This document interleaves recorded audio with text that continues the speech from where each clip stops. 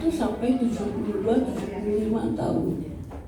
Dulu, zaman dulu itu hanya 56 gitu ya. Nah, dengan demikian berarti lansia ini sekarang penuh di Indonesia ini. Banyak sekali ya lansia di Indonesia. Jadi kita ini jangan sampai ketiban pulung gitu ya.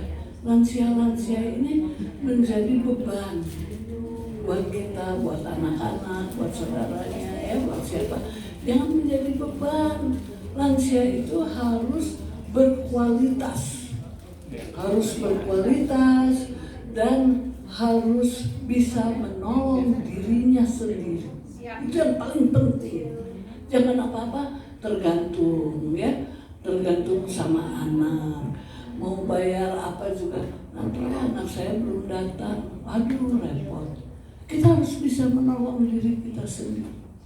Harus mandiri. Karena itulah di mana-mana sekarang lansia itu perlu. Ya, sekarang ini mari kita tingkatkan kekuatan kita. Bahwa kita ini mulailah ya mental switching. Mental switching itu di switch mental kita. Saya itu bukan orang tua yang lemah. Saya itu bukan orang tua yang tidak bisa berbuat apa-apa. Akan saya tunjukkan siapa diri saya ini. Begitu. Saya waktu itu dapat bonus dari Payos itu 36 juta. Mantap. Belum ke Turki. Dari Payos, dari Keke. Bukan dari Payos, ya dari Keke. Ya benar, dari Keke Indonesia luar biasa ya. Belum lagi dapat ke Turki. Tapi saya tidak diambil karena saya udah 6 kali ke Turki ya. Terus kemana, ke Thailand, ke Jepang, kemana. Tapi saya tidak ambil karena saya sudah ngapain juga ke sana. Suami saya juga udah nggak ada sekarang ya. Jadi tukar aja lah Pak Yos sama uang, lumayan dapat uangnya dari Keke itu 9 juta yang ke Turki itu ya. Kemudian ke Thailand 6 juta, pokoknya melimpah ya. Nah saya juga sebetulnya gaji saya sebagai profesor cukup gitu ya, cukup, tapi dapat juga gitu dari Keke. Saya sampai menangis, malam hari saya menangis, terus terang saya menangis. Ya Allah, saya kan dapat rezeki dari profesor itu besar, saya bilang begitu. Tapi saya masih dapat lagi ini dari Keke. Saya bentar ya keluar jam 2 malam, keluar menghadap Allah. Saya ke atas, ya Allah, sambil menangis, terima kasih atas tunjangan yang diberikan oleh Keke ini, besar sekali. Saya bilang begitu. Terima kasih ya Allah, saya berjanji semua tunjangan yang dari Keke akan saya gunakan untuk bersedekah. Tidak akan saya ambil sedikit. Semuanya untuk bersedekah, membantu kakak-kakak saya yang tidak mampu, sudah tua ya, tidak bekerja lagi, membantu masjid, membantu saudara. Saya itu sampai berjanji jam 2 malam menangis, terisak-isak sendirian di luar. Luar biasa Allah, terima kasih, saya sangat bersyukur. Jadi kita juga semua ya harus pandai bersyukur dan harus selalu menunjukkan siapa kita itu ya, karena Allah juga akan senang kalau kita terus berusaha ya. Nah jadi mari kita mencoba menjadi lansia yang berkualitas dan bisa menolong diri kita sendiri. Jangan mengharapkan dari anaknya udah menikah, sebelahnya mungkin kurang setuju gitu ya, kalau suaminya terus-terusan ngasih uang ke kita, akhirnya konflik ya. Kita memandiri aja bisa ya, dan sehat. Oke. Maka yuk kita switch ya mental kita.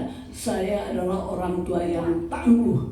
Saya adalah orang tua yang bisa menolong dirinya sendiri, dan saya orang tua yang berkualitas. Itu yang paling penting, ya, harus berkualitas. Yuk lihat Pak David, ya. Jadi ini ya, dukungan pemerintah untuk lansia sekarang banyak. Lansia diberi segala macam ya, ada yang memberi kursi roda. Saya kebetulan di Rotary juga membantu memberikan kursi roda sebanyak-banyaknya kepada lansia ya. Karena lansia itu sekarang penting, dianggap penting. Jangan sampai merepotkan, jangan sampai menjadi beban gitu buat kita semua ya, lansia itu. Nah, jadi lanjut Pak. Nah, zaman dulu hanya sampai sekian ya harapan hidup, tapi sekarang sudah 71, sekian, sudah banyak sekali lansia di Indonesia. Maka lansia itu harus berkualitas. Lanjut. Nah, jadi dengan demikian kita para lansia membutuhkan perubahan peran. Ya, tadinya kita seperti apa, tergantung kepada anak, tergantung kepada menantu ya. Sekarang kita berubah perannya.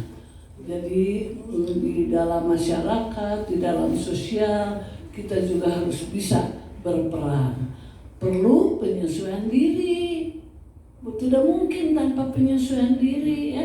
Tiba-tiba saya mau jadi berkualitas tapi tidak melakukan penyesuaian diri, ya tidak bisa ya. Kita juga harus melakukan penyesuaian diri dengan apa? Menurunnya kekuatan fisik, kesehatan. Kita sudah mulai ya, sakit di sini, di lutut, sakit di kaki, udah segala macam ya. Ayo kita menyesuaikan diri, sering-sering bergerak. Saya ini ya, walaupun pagi-pagi harus ke Jatinangor misalnya ya, tapi saya 5:30 jalan kaki di samping rumah aja, jalan kaki sendirian aja nih, terus ya selama 1 jam, masih keburu, terus mandi terus ke Jatinangor. Nanti sore saya juga jalan kaki lagi, di samping rumah ada jalan ya besar dan sepi gitu ya, jalan kaki lagi, karena kita memang harus bergerak, harus banyak bergerak, tidak boleh tidur aja ya, malas untuk turun, untuk bergerak, makanan diantarin ke ruangan ya, ke kamar, enggak, kita harus bergerak. Jangan biarin mama bisa ngambil sendiri kok. Saya tuh kalau anak saya mau bawain apa ya, jangan mama bisa ambil sendiri, agar bergerak ya. Nah, jadi kita juga harus menyesuaikan diri dengan berkurangnya income ya. Kita kan sudah pensiun berapa sih? Paling 5 juta, 6 juta ya pensiun. Gimana gitu dengan tadinya kita tinggi ya, sekarang udah pensiun tinggal 5 juta, 6 juta. Tapi kalau kita mampu menyesuaikan diri, nggak ada masalah. Ya, kenapa? Nggak perlu lagi beli baju udah dari ujung ke ujung. Saya juga sampai bingung, ini baju banyak sekali. Saya sampai begitu, kalau nanti saya wafat tidak berguna lagi baju ini, biarpun dibagikan ke masjid, nggak jadi amal gitu buat saya. Makanya saya ambil, dan yang diambilnya yang paling saya senang, bukan yang paling butut atau yang paling jelek, bukan, yang paling saya senang. Walaupun ada rasa lebar, emang masih bisa dipakai ngaji gitu ya, tapi udah serahkan gitu. Jadi nggak mau lagi beli baju, sepatu di ujung ke ujung, udah macam-macam yang dipakai, tetap sepatu taplek gini ya. Yang sepatu hak sudah semua kasihkan. Nah, itulah kita harus mencoba ya. Jadi jangan lagi belanja Melihat kerudung udah berapa lemari, ya kenapa masih cari lagi? Kan uang kita udah berkurang, ya kita menyelesaikan diri. Nah, juga dengan pasangan hidup. Kenapa coba kita harus menyelesaikan diri dengan pasangan hidup? Kalau ada yang masih ada ya pasangan hidupnya. Sendiri. Nanti yang kita bahas yang sudah tidak ada. Ya, nanti kita bahas. Saya juga tidak ada, sudah 5 tahun sama ya Buncas. Nah, jadi bagi yang masih ada pasangan hidup, pasangan kita juga menua, sama-sama menua, pelupa ya, terus dia juga sering emosi ya, kemudian dia juga dulunya melayani, sekarang sudah tidak lagi. Kita harus menyesuaikan diri gitu dengan kondisi pasangan hidup kita. Itu bagi mereka yang masih ada. Yang sudah tidak ada, kita juga menyesuaikan diri. Dulu saya kemana-mana diantar oleh suami saya ke luar negeri, keliling seluruh BUMN se-Indonesia dengan saya hidup dengan suami saya. Sekarang tidak ada. Apalagi saya serasanya disambar elang. Suami saya menyanyi di depan para profesor Unpad, di depan saya mau mencium tangan saya, tiba-tiba jatuh langsung wafat. Masya Allah. Luar biasa, serasa disambar elang. Ya, dan jenazahnya pun tersenyum manis. Ada jenazah yang tersenyum. Sampai para profesor yang melayani, ya Allah, melihat jenazah yang tersenyum. Karena sedang menyanyikan lagu Jim Reeves. Kesenangan beliau ya. Nah, saya memang terpukul ya. Beberapa minggu saya rasanya sudah, tapi sebetulnya beliau sudah memberikan aba-aba bahwa beliau mau meninggal, cuman tidak ngeh gitu, tidak ngeh walaupun jelas itu aba-aba, tapi sayanya tidak ngeh bahwa ini bapak beliau mau gitunya tak ya, sudah biasa gitu ya. Nah, jadi kita juga harus menyesuaikan diri. Sekarang saya punya supir, jadi kemana-mana supirnya Pak Ustadz ya, kemana-mana sama Pak Ustadz.